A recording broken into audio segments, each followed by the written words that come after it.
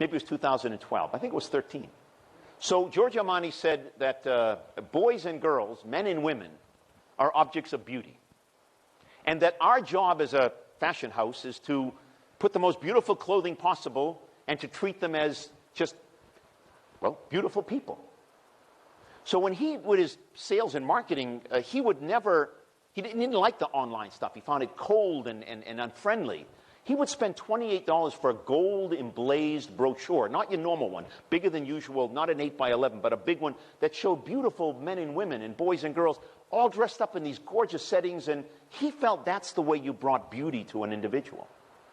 Or when Mario the tailor came from Italy for the men that would buy custom suits, he didn't do that in an internet or an email or a text. He did it with another beautiful gold embossed, come visit Mario and let's make sure you look as best as you can. And he thought that was the way you should do business.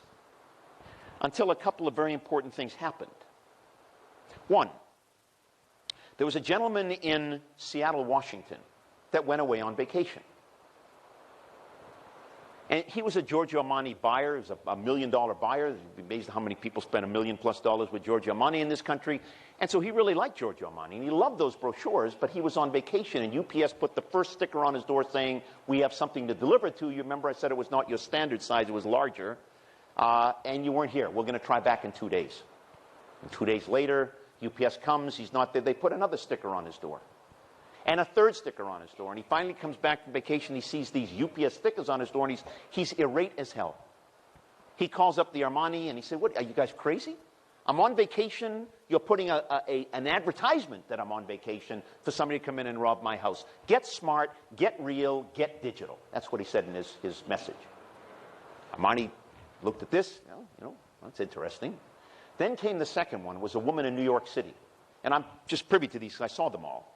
And she sent a message to Armani and said, you're getting me in more and more trouble.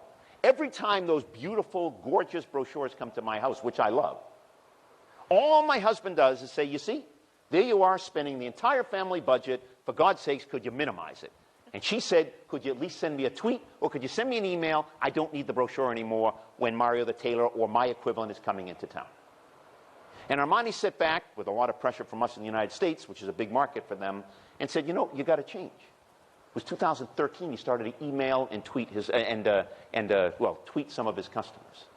So the concept of, is your executive team ready to listen, is a very real issue in your ability to thrive in the digital deluge. Does that make sense?